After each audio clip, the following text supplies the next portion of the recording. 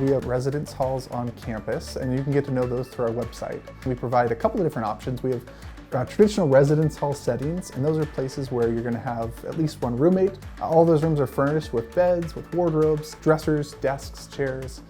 Within each of our residence halls, you can expect a kitchen, some shared common spaces. These are our lobbies. They have couches, we have TV with cable. Many of them have ping pong tables or pool tables or different game opportunities. Our townhouses are another residential setting. Unlike our 5 traditional residence halls, the townhouses are more apartment style. There's a self-contained kitchen, living room. Those are traditionally for students who are upperclassmen.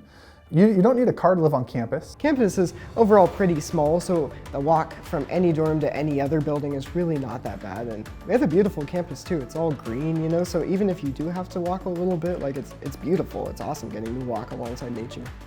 I found that when I was a freshman here, coming in during that first week of school, I met so many people so quickly. Making friendships while living on campus is incredibly easy just with the way that dorms are set up. We see the residence hall as a robust place for you to grow as an individual, for you to learn to live in the community well, and from there to make impacts in your professions, your churches, the communities you're part of as a graduate.